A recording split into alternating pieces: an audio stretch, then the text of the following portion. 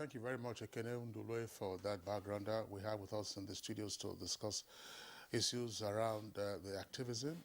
Here, let's first welcome Dame Pauline Talent, the Honorable Minister for Women Affairs and Social Development and one-time Deputy Governor of Plateau State. Honorable Minister, pleasure to have you with us this morning. Good morning, Kingsley. Good morning, Nigerians. Okay. Also here with us in the studios is Ene Ede, a very well-known face. He's a development programming strategist. Pleasure to have you, Ene. Thank you. All right. Claire? All right, so let's. I would have loved to start with the Minister of Women Affairs, but I want to get some perspectives from the gender advocate. That's Madam Ede, development planning strategist. It's 16-day activism against gender-based violence. Give us an idea of what the situation is in Nigeria. Well, if we look back and we look at what is happening at present and we look into the future, you will be happy that so much is happening. Last year in particular, around the world, Nigeria came second in terms of the engagement, the intervention, courtesy Her Excellency. I think we are so blessed. I'd like you to repeat that again, because when you say second, people will think it's the whole world.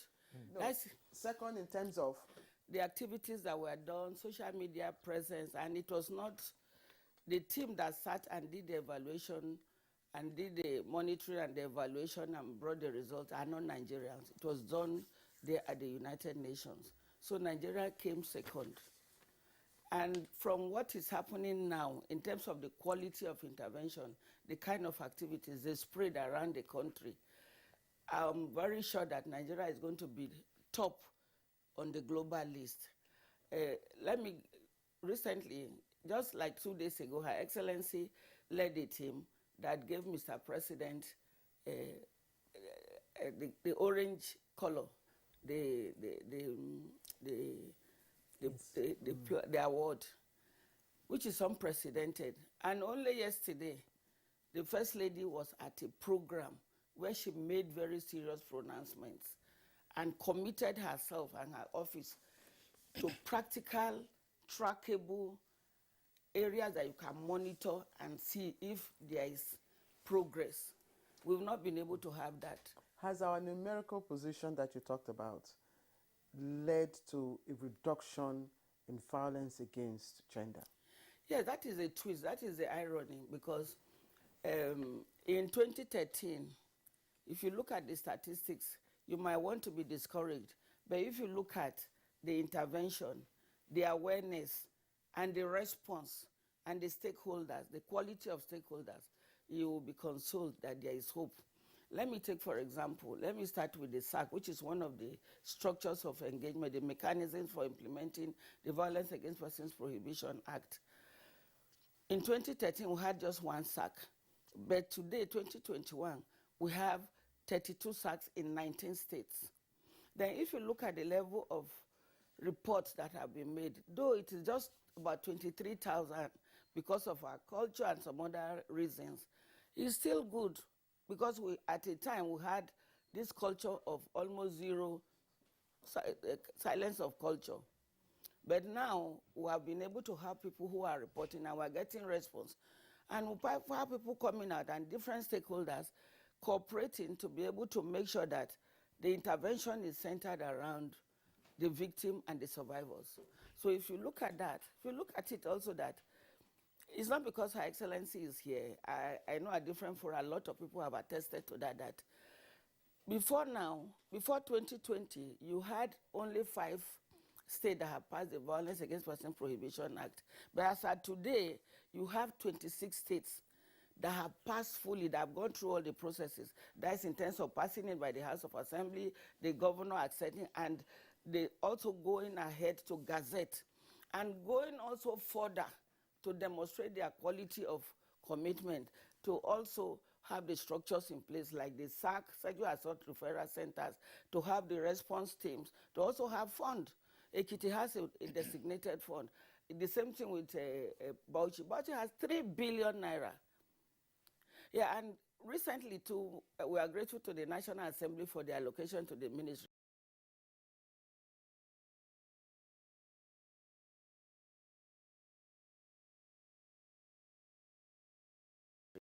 from the judiciary, the executive, and the legislature. You have hope that the statistics we are seeing today will be better. Okay, Anna, thank you very much there for your insight. Let's bring in now the Honorable Minister of Women Affairs and Social Development. Honorable Minister, take some steps back and answer the question. Are we making progress in the push against gender-based violence? And if we are, where is the progress coming from? Thank you very much. Sure, we are making progress. And the progress is coming from all facets of the society, starting from the highest level, because we have political backing. For the first time in the history of Nigeria, Mr. President, when I took the memo during the spike last year on the 10th of June, 10th of June 2020 is very, very special to me because I booked to have an audience with the Governors Forum. They gave me 2 o'clock, 10th of June. And 10th of June was Wednesday when we had the Federal Executive Council. And Mr. President graciously allowed my memo to come first so that I would finish and then move to join the Zoom meeting with the Governors Forum. On this day, the Federal Executive Council approved the memo, and Mr. President set up an interministerial committee headed by the Attorney General of the Federation, chaired by him, co-chaired by myself and other ministries, information, all the relevant ministries, to intensify advocacy and to address all issues affecting gender-based violence. That is the highest political commitment. After the Federal Executive Council, I had this meeting with the Governors Forum. Unanimously, the 36 governors, under the able leadership of Kaide Fahimi, he again, with all the governors, approved and declared state of emergency in all the 36 states. Already, Abuja has always been committed because the FCT minister is also doing very well. He has Abuja, even before the hype, he has already passed the VAPT and the Child's Right Act. So we have support from all angles. We intensified advocacy at the state levels and the community level because more of these crimes is taking place at the rural areas. And we've involved traditional rulers, religious leaders, community leaders. And the one that gladdens my heart most is the strong involvement of the Sultan of Sokoto, where he has summoned all the emirs. Because you know, in the north, these things is like, they don't want to talk about it. But the Sultan came out and he's leading the vanguard, supporting the Ministry of Women Affairs and engaging all the traditional rulers. This year, he had the second annual conference under the Sultan Abubakar Foundation, where issues of gender-based violence is properly addressed. This is the second conference he has held. He held it last year. And the advocacy is now well accepted. The emirs, everybody is committed, speaking about it, condemning it, and that is what has raised up the bar. The civil society organizations, I can't thank them enough. The National Assembly have been fantastic. The Senate President, the Speaker, everybody has lent their voice. The First Lady of the Federation, Dr. Aisha Muhammadu Buhari, she has also lent her voice. You saw her activities since we flagged off this 16 days activism. Her office, yesterday she was out, and we are moving. Okay, so it is a holistic approach. I want to thank all Nigerians. I want to thank all civil society organizations and the political leadership, because Mr. President's appearance last year at the town hall meeting of Spotlight Initiative was also remarkable. And the United Nations have noted it. He is the first president that has come out to declare zero tolerance against gender-based violence since this matter has been brought to his notice. So everyone, the media, NTA has been fantastic. I want to commend your DG and your minister. Everybody has been fully involved. So this is a problem that I look at it as a war. And this army is all of us. We are the army in the battlefield. And the only thing we are demanding is justice for survivors of gender-based violence. Okay, Honorable Minister, thank you. I hope this army is well equipped. Good work you have done in terms of rallying support and, of course, from traditional rulers and government officials and getting the political will that the war deserves. But let me hear, while we were having our conversation, Adebola Fatilewa walked into the studio, and she's the communication lead, Christian Aid UK in Nigeria country office. Adebola, thank you for joining us on Good Morning Nigeria. Thank you. Good yes, morning. I quickly, I want you to confirm what our two guests have said in terms of Nigeria's stride in this war. What do you think? Is the war against gender violence, is it rescinding?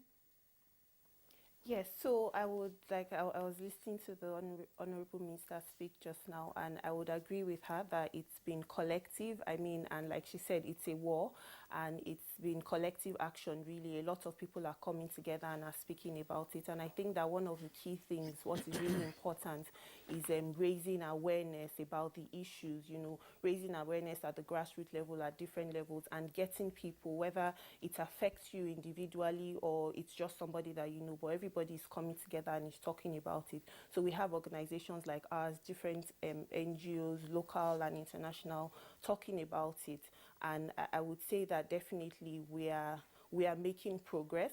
We are raising more awareness. A lot of people are talking about it. I think that one of the key things is about the culture of silence, around gender-based violence, and that we can see as well is already being addressed. Yes, it's being broken. People are speaking up. We can see that this generation of women, men and women, they are doing more. We're actually doing more to improve the development outcome for women and girls. So I would definitely say that a lot is being done already. There is more that we can do, and it's really good and really important that people like our faith and our traditional leaders are involved, and they are being mobilized at different angles. Like some of the work that we do as well is to mobilize. We have a platform, it's called the Side by Side Movement for Gender Justice, which mobilizes faith and traditional actors to be able to speak about these things within their own communities, in their own localities, and speak about and just get people to talk about it. These are the issues, and raise awareness about it. So I would agree with what the two guests have already said. All right, thank you very much, Adebola, there for your opening comments. I'm just wondering, the Honorable Minister of Women Affairs, you've been our guest on Good Morning Nigeria several occasions, and today, if I were a viewer watching from home, I don't mean any disrespect or insensitivity, I'll be wondering why you're having a splint on your right arm. Are you play acting and dramatizing one of the consequences of gender-based violence? Or what is happening? Your arm is normally straight and clean. Thank you very much, Quincy. For those who know, I've just returned from a surgery. It's an old accident that came up on my right shoulder. Sure.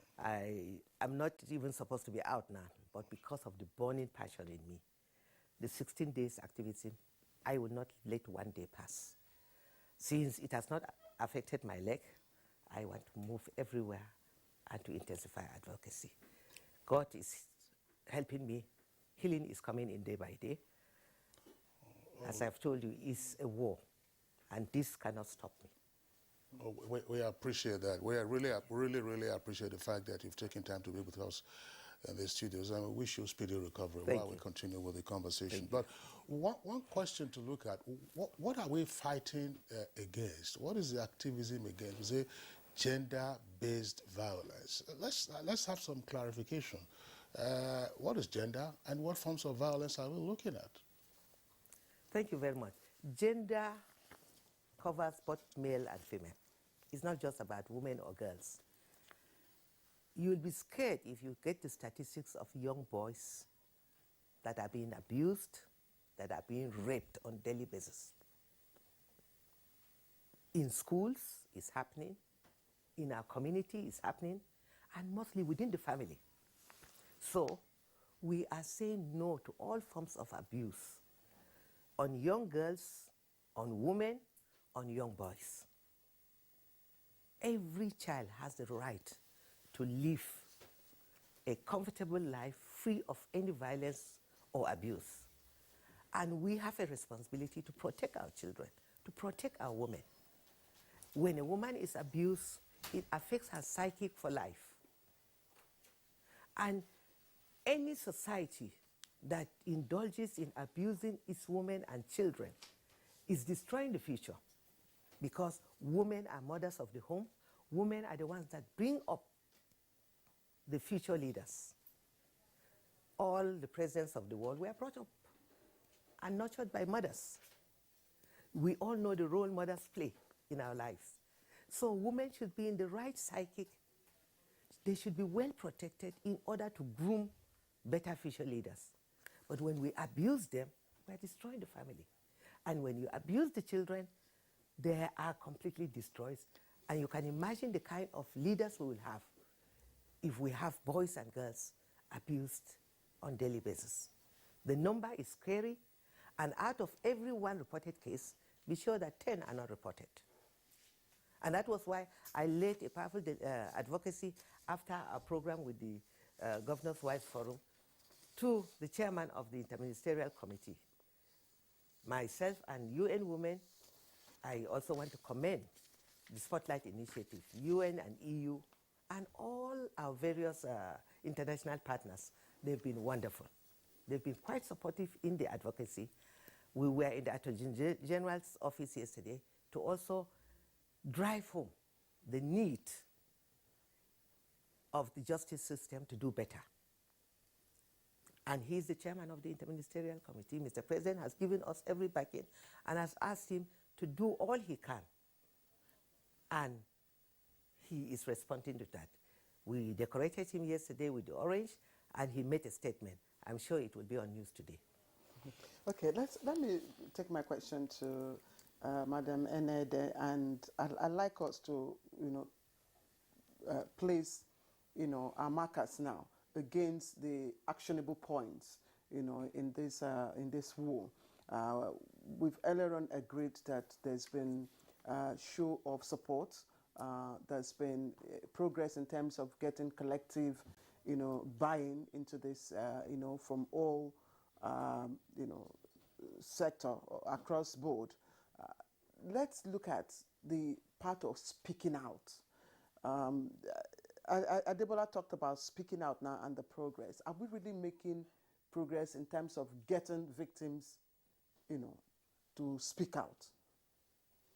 Yeah, we are making a lot of progress. Just like the Honorable Minister and my sister said, the level of the breaking of the culture of silence has been phenomenal. A lot of people, and it cuts across the 6 geopolitical zone, the class, the age, and even men. Before now, they expect that men shouldn't speak out. But men are beginning to speak out. Speak out about what? About violence. I remember... Violence against men? Yes. No, but... In Lagos in particular, there was a report in Lagos about the number of men that were abused by females, particularly domestic violence, and in this case, their wives. And if you look at the different offenses, looking at rape, inflicting physical injury, coercion, willful placing of person in under injury, 26 acts of violence as captured in the VAP Act 2015. You also have frustrating investigation, prohibition of female circumcision and mutilation. NAPTIP just captured this in a succinct way, and they'll be sharing the flyer.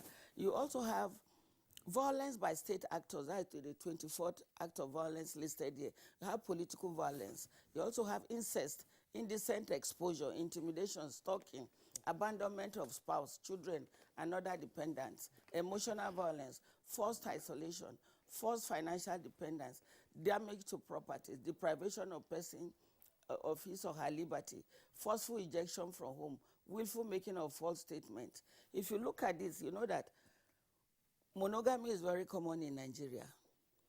That is, you have a man, you marry one wife, you abandon the wife, you go to another one, and sometimes all the women are done that way. So sometimes you don't even know your marital status because you may think that you are married to just, you are the only wife, but you discover that you are involved, you have been involved in serial monogamy.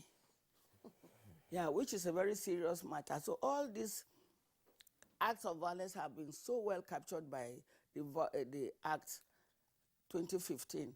And what we have seen over time is we've been able to see people speak out. Abandonment. A man came recently to NAPTIP, and when it looked like he was not getting speedy justice, he quickly ran to Minister of Women Affairs. I met him there, and he said, "This is what my wife has done to me." And somebody said, "Why will you say such a thing in a culture like this?" I said, "Why not? You shouldn't allow him to to be traumatized. Let him report." So you have the level of reportage. Is this something that you want to share, or it's too private to share? Yeah, I think it's private and it's sensitive, so that some will not have an idea of what it is, so that the people too are not discouraged. So if you also go to the database, all the organizations, you know, the way they is structured, like my sister said and the Honorable Minister had said, is structured that you have the demand side. You also have the supply side. The government side is the supply side. Then we in civil society, we are the supply side. Over time, you will see that there have been that conversation. You have databases, different databases, like the Ministry of Women Affairs. They have what is called the Situation room. The situation room, where people go to report. So there is data there that is disaggregated also according to these acts of violence and according to age and other demographics. When you go to NAPTIP that hosts the national database, where you have sexual offender and service provider registers, the dual registers, you also find a lot of data there of prosecution, people who have been prosecuted. You have it there at the front end, and at the back end, you have so much of the data. So a lot of people, employers of labor, researchers have been going to look at it. So you find every day, if you go to all the organizations that are interfacing with each other, both government and civil society, you will notice that there is continuous reportage, and people are there reporting. People are there making complaints, and their complaints are noted. Unfortunately, the documentation needs to be more sophisticated and more robust, such that all the agencies are able to share information among themselves. So talking about reporting, people are reporting, and it's been documented. Like the Honorable Minister several times have been shouting and say, look, this level of violence is not acceptable. It's based on the data that is there. And when NAPTIP comes out as a lead, because according to Section 44, NAPTIP is the lead, they also talk about it. And nobody will claim ignorance of not knowing these acts of violence. If you go to the Ministry of Women Affairs in particular, none of the agencies, I've not even seen any NGO that has a display of the various acts of violence in pictorials and in words to say, look, so you cannot claim ignorance. Is it incest? You see it captured there. Is it physical assault? Is it emotional, psychological assault? It's all written there. So all that is left to us is to see how. I just, thanks. But we don't have the figures now to say which are the commonest forms of gender-based violence. But from anecdotal evidence or interactions, Adebola, I'm wondering, which are the most common forms of gender-based violence, so that in fighting the war, we would know where to train our weapons and ammunition? So I would say it will be physical and sexual. Those would be, just like you said, not looking at figures directly, but just from what we've seen and what is being reported. I would say there's physical and sexual. Of course, there are other types, and if you permit me, because we work at the grassroots level, so of course there are really a lot of things that you see, and I'll just mention a few which can also be categorized with in some communities and some areas where we have worked. She talked about issues of maybe when a woman doesn't know, like, you know, her status. But I would even go deeper to, there are some communities where there are widowhood rights that, you know, some women have to go through, which you can also categorize as, you know, some form of violence. We are even looking right now around things around female genital mutilation, which has, you know, multiple effects on girls and women who have gone through it. And of course, a lot of these things that we have seen are embedded in our culture. They are you know, so where some people, or, you know, in some cultures, they are socialized to think that it is okay, you know, it's okay to, as a woman, you know, to be physically abused in your home, you know, so domestic violence. And we know that domestic violence has, you know, different elements. It could be emotional, it could be physical, different things. In the VAP law, actually, you know, we have, and we're actually doing something like that in Kaduna, trying to simplify it for communities, for different people to know that these are the different forms of violence that you can experience. You know, there's physical, there's emotional, there's financial, there's sexual, you know, so that people know, you know, because sometimes it's even an issue of, do I even know that I'm being abused? You know, it's just something that people take. They've been socialized to think it's okay. You know, I'm a woman, I'm a lesser being. I'm focusing on women now, but we know it happens to both men and women. But even for men as well, when they are maybe physically abused or abused in other ways, and then they are socialized, so you're a man, so you shouldn't talk about it, you shouldn't, you know, so just in answering your question and to throwing more light on it, say that there are different things, and I think in different areas of our culture and our society, you would find that some are more prevalent than others, but generally, I think I would say the sexual and physical abuse. Thank you, Debola. And Honorable Minister, from, you know, what we hear and see and statistics that are already given, it should appear that women or the female gender suffer more of the various, you know, abuses that are known. But this war covers, you know, all gender, both male and female gender. Is it that that there will be a corresponding impact in, you know, the violence against gender if it is taken collectively, if the war covers both men and women? Sure. Right now, the war covers both men and women, but in every aspect of it, women suffer most.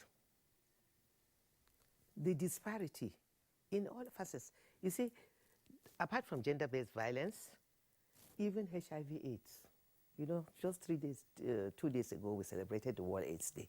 If you hear the statistics, women that are mostly affected is 6.7%, while the men is just 2.something%. So you can see the disparity. In terms of war, it's women and children that suffer. So women take the backlog of every bad thing that happens within the society. And that's why policies must be improved to support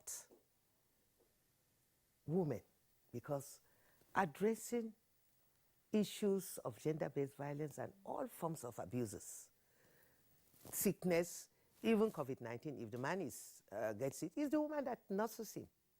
It's the mother that nurses the family and takes care of everyone. So mothers are carrying so much, the burden is so much, and the society must look at it in a holistic form and see women as the true agents that will drive and make this country a better place. If you are talking of meaningful national development and you ignore the highest population, women constitute more than 50% of the population. And if they are ignored, then the country is disabled, because you'll be working with one hand or one leg. And that was why I was so excited yesterday with the commitment of all our 36 state governors' wives, headed by the First Lady. You were there, you saw the turnout, you saw the commitment, all against fighting gender-based violence. Now the 36 governors' wives, under the able leadership of BC Irelu, Faimi, they had formed a group of concerned First Ladies against gender-based violence. That was last year. Now, all the other First Ladies have joined. We have a holistic approach now. And they are the ones that deal with people at the state and local government level. We have a structure from the Federal Ministry of Women Affairs. We have state ministries of women affairs who handle this. The social development aspect are all under the Ministry of Women Affairs. Then, at the local government level, we have the social welfare. And you will agree with me that most of these crimes are committed more at the local government level, where most cases are not reported. But I thank God, as Ene says, and my sister, we are, with the intense advocacy, we are breaking the culture of silence. We are getting champions, men champions, women champions, and that's why we're encouraging the he for she. If you are made a he for she, you have become a champion to protect women in your community. I must also commend speakers of the Houses of Assembly, both at the national and state level. At the state level, we have a wonderful champion in the person of the Speaker of Bauchi State House of Assembly. He is the chairman of the Speakers Conference, and we are working closely with him. He's been the one supporting my advocacy at the state levels, because now when I go to states, I don't just pay advocacy visits to governors and communities. I go to the House of Assembly where the VAPT Act and the Child's Act are not yet passed. That is why we've got to this level. And the remaining 9 states, by the grace of God, my prayer is either before the end of this year or early next year, we will be able to see that through. The governors have shown commitment, and speakers at the Houses of Assembly. All right, thank you very much, Honorable Minister of Women Affairs.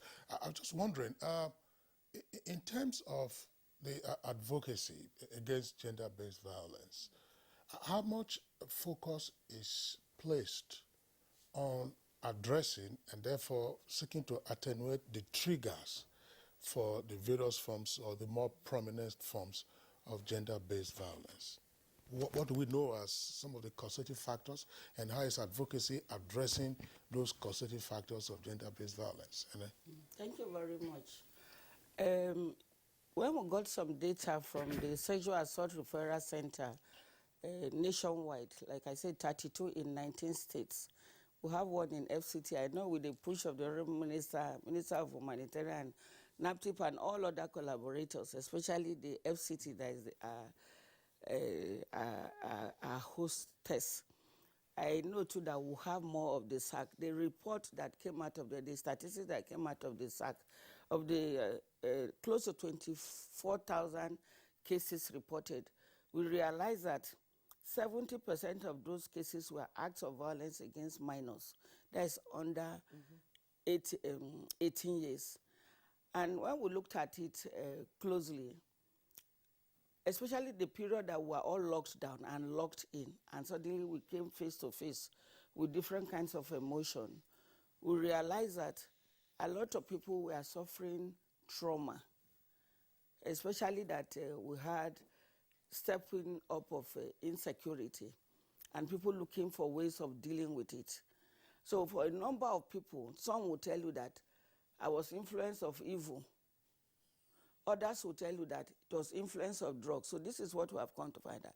Others will find that because they are frustrated, for men especially, you realize that when they are limited and they are not able to, they are not able to match terror with terror, those with higher level of terror, then they come to somebody lower than them in terms of balance of terror and in terms of the social relationships too.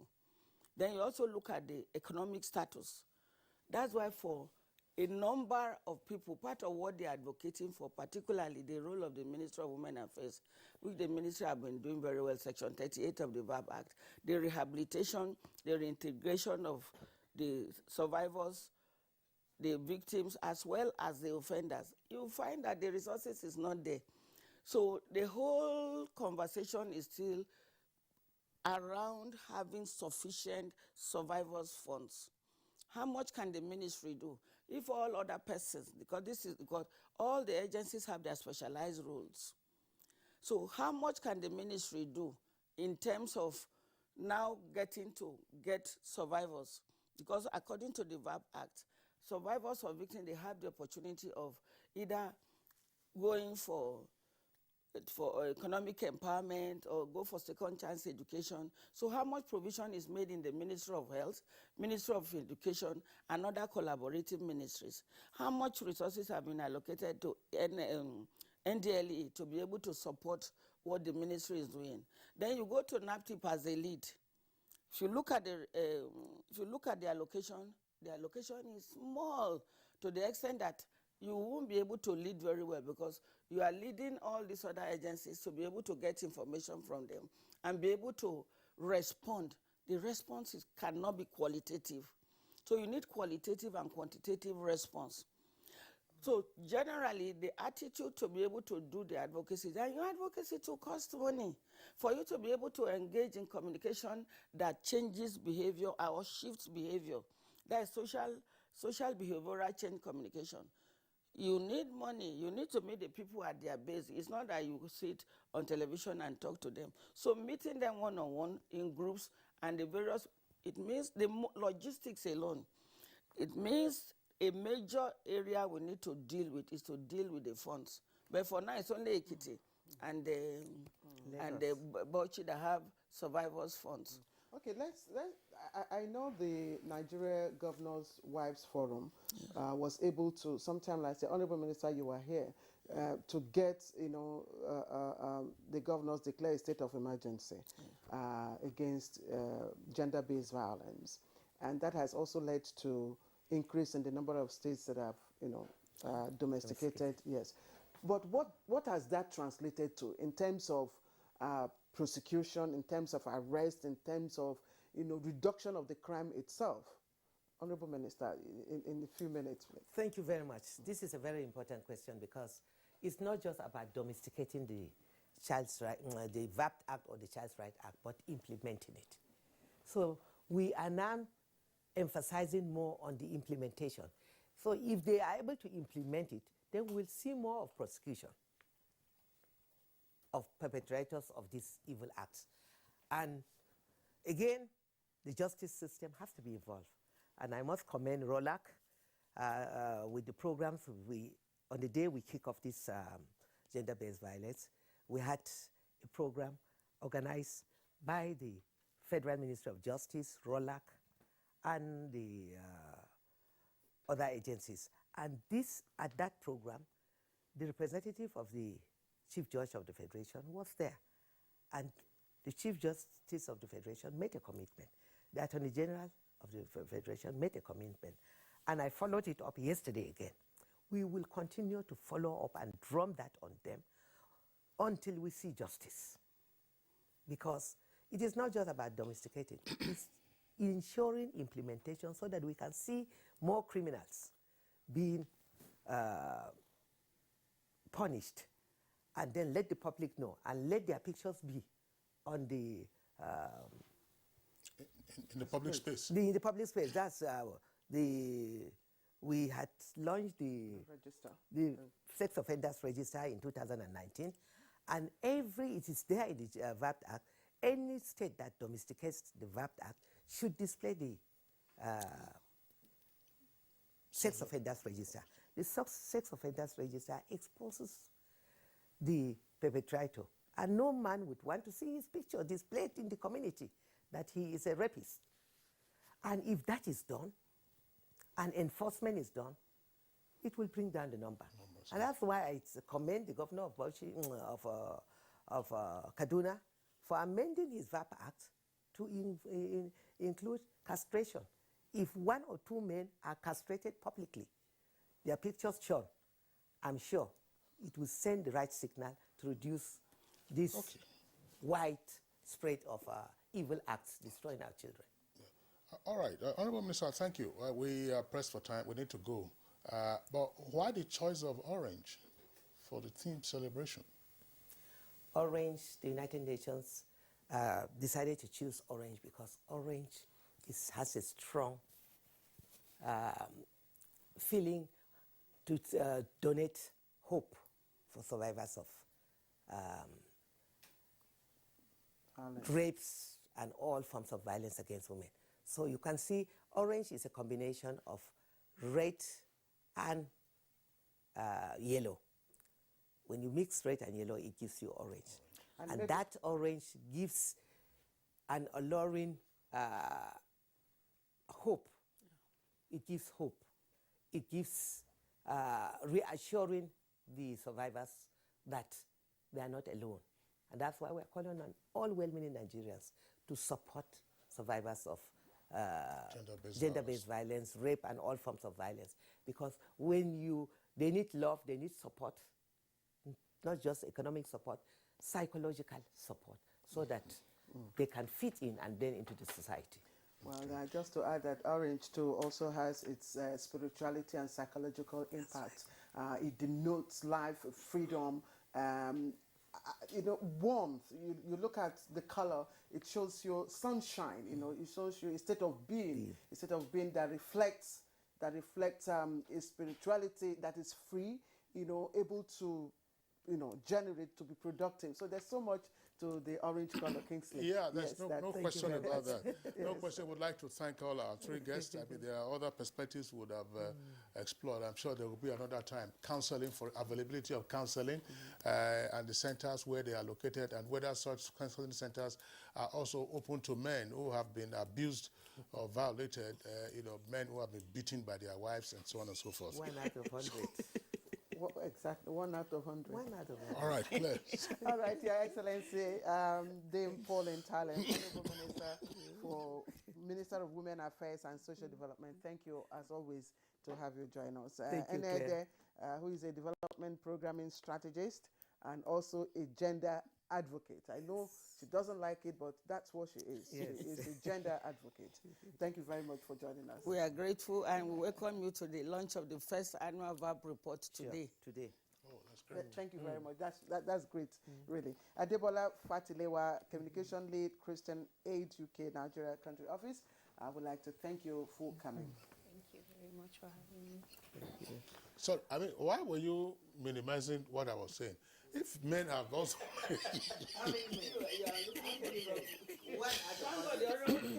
Kingsley is looking for trouble. So let's... Emanuela. Let's go on a short break. I mean... all right. Sorry, we were just having an after sign-off chat with our guest who, of course, taking off from the studios. I'm Kingsley Osadola. You're still watching Good Morning Nigeria. We're going to have to take a short break, and when we return, we'll be dealing with our second topic, which is on the census pre-test exercise usually conducted before the enumeration demarcation area. All right, so let's go on that short break now, and then, of course, we will get our guests in for the second topic. COVID-19, that is the black swan